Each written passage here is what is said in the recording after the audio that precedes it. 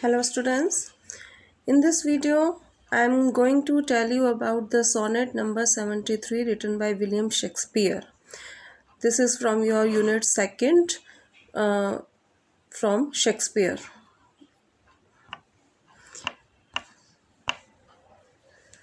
Look at the PPT. That time of year thou mayest in me behold. यहाँ पर Shakespeare जो है अपने ओल्ड एज के बारे में बात कर रहे हैं. When he was feeling sickness in his body, और साथ ही उन्हें लग रहा था कि वे अब काफ़ी बीमार हो रहे हैं और अब उनकी ओल्ड एज आ गई है. तो उस टाइम के बारे में, तब उस टाइम पर उन्होंने सोनेट लिखा है. As you all know, Shakespeare has unlocked his heart in his sonnets. तो आप देख सकते हैं इसमें कि वे हर सोनेट में अपने किसी ना किसी कंडीशन के बारे में, अपनी किसी बॉडी के बारे में बात करते हैं. तो इस तरह से उन्होंने जो है अपनी किसी ना किसी फीलिंग शेयर करते हैं. तो इसमें भी उन्होंने जो है अपने ओल्ड एज के बारे में बात की है.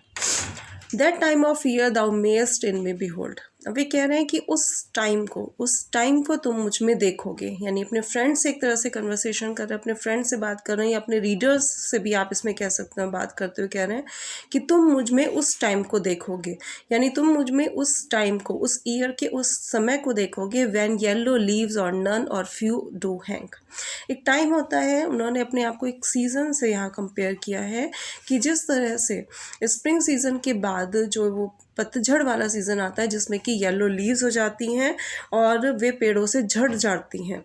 तो इसी तरह से वो कह रहे हैं कि जिस टाइम से एक सीज़न में ऐसा टाइम आता है कि जिसमें हम चारों तरफ एक बंजरपन देखते हैं, और साथ ही हम देखते हैं कि पेड़ों पर पत्तियां नहीं हैं, या फिर पत्तियां हैं तो वे मुरझाई हुई हैं, पीली पड़ी हुई हैं. इसका मतलब क्या है कि वो सीज़न का एक बहुत ही हैप्पीनेस टाइम नहीं है, एक हैप्पीनेस टाइम नहीं है, बल्कि एक बहुत ही सैडनेस वाला टाइम है. तो यहाँ पर कह रहे हैं कि इसी तरह से तुम मुझ में वो एज देखोगे. व्हेन येलो लीव्स और नन और फ्यू डू हैंग. जिस टाइम पर एक ऐसा सीज़न आता है जब हम देखते हैं कि केवल या तो येलो लीव्स होती हैं पेड़ पर या फिर नहीं होती हैं. तो इसी तरह से मेरी भी जो बॉडी है वो भी कैसी है, वो पीली पड़ गई है और मेरे अंदर कोई भी एक एनर्जी या स्ट्रेंथ नहीं है. Upon those bogs which shake against the cold, bare ruined chairs where late the sweet birds sang. साथ ही वो कहते हैं कि अब इस तरह का टाइम मेरे ऊपर आ गया है जिसमें कि ये जो छोटी छोटी येलो लीव्स भी जो बची हैं वे भी शेक करती हैं, यानी हिल हिल के टूट जाती हैं. जब कोल्ड विंड चलती है तो उससे वे हिल हिल के टूट जाती हैं.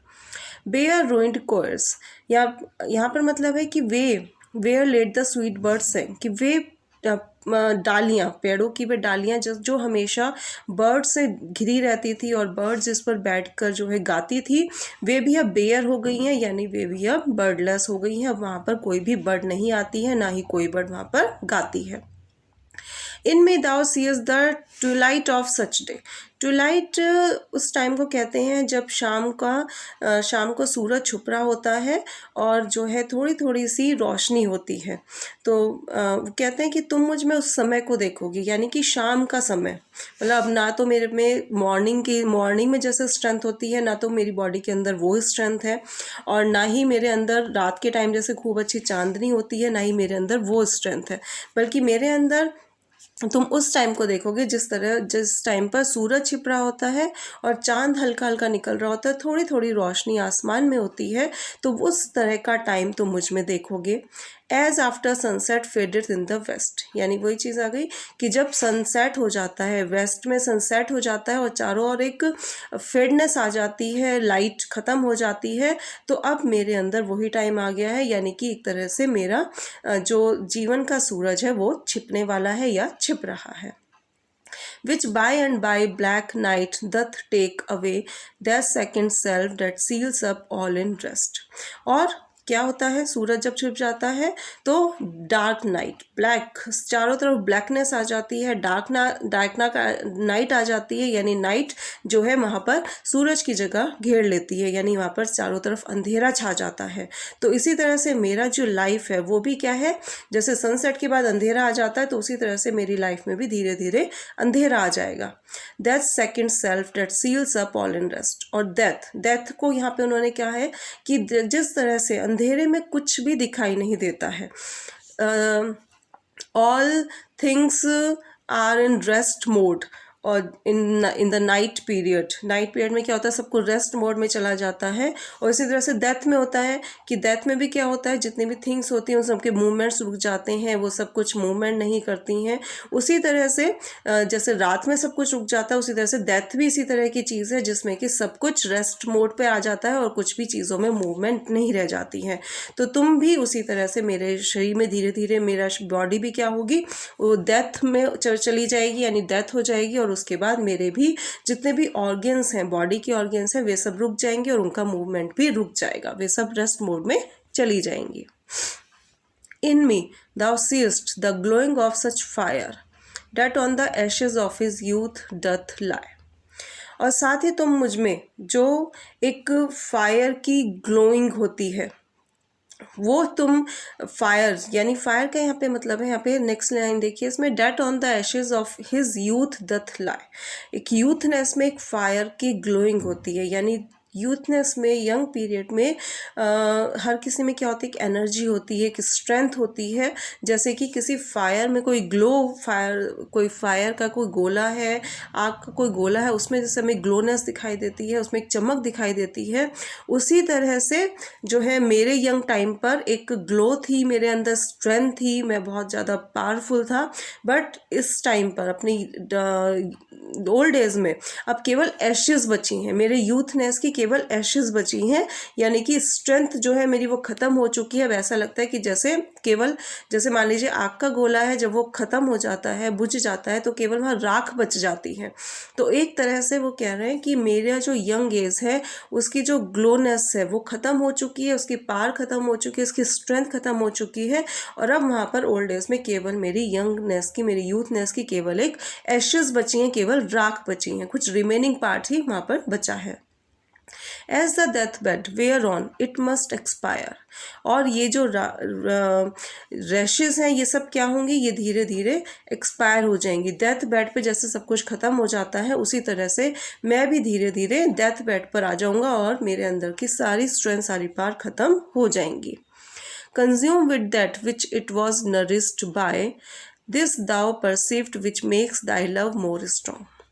और जितनी भी जो भी नरिशमेंट था मेरे अंदर, जो भी मैंने कंज्यूम किया है, वो सब क्या हो जाएगा, वो सब एक्सपायर हो जाएगा। And this thou perceivest which makes thy love more strong. लेकिन वो कहते हैं कि ये सारी चीज़ें जो हैं, लेकिन मेरे अंदर लेकिन तभी एकदम से क्या होता है, उन्हें एक स्ट्रेंथ मिलती है अपने फ्रेंड को देखकर, अपने फ्रेंड के बारे में सोचकर, वो एक उन्हें स्ट्रेंथ फील होती है, एक पावर फील होती है। वो यहाँ पर कह रहे हैं लेकिन ये जितनी भी चीज़ें हैं जो मैंने अभी अभी कही हैं, ये सब जो हैं तुम्हारा, जब मैं तुम्हें देखता हूँ या तुम्हारे लव को पाकर, तुम्हारे प्रेम को पाकर, ये सारी चीज़ें स्ट्रांग हो गई हैं। अब जो मुझे अपने अंदर वीकनेस फील हो रही थी, जो मुझे अपने अंदर लग रहा था कि अब मैं नहीं बचूंगा, या मुझे अपने अंदर एक वीकनेस फील हो रही थी कि अब मैं ख़त्म होने वाला हूँ, लेकिन अब तुम्हारा प्यार देखकर ये चीज़ें सब स्ट्रांग हो गई हैं।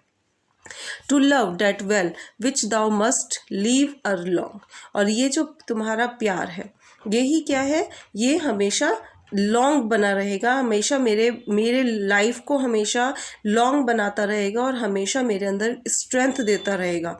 यानी कि अब मैं अपने अंदर एक पावर को फील कर रहा हूँ, और अब मैं बहुत और ज़्यादा लिखूँगा, और तुम्हारा प्यार ही जो है, जो मेरे लाइफ को लॉन्ग बना रहा है, मेरे लाइफ को स्ट्रेंथफुल बना रहा है। तो इस तरह से इसमें शेक्सपियर ने पहले तो अपनी ओल्ड एज के बारे में बात की है, और उसके बाद एकदम से उन्हें एक स्ट्रेंथ फील हुई अपने फ्रेंड के बारे में सोचकर, और अब वे एक पावर फील कर रहे हैं अपने अंदर, और साथ ही फील कर रहे हैं कि उनके फ्रेंड के लव के थ्रू वे अपना अच्छे से अपनी लाइफ को जी पाएंगे और उनकी लाइफ अब लॉन्ग हो जाएगी। Thank you students.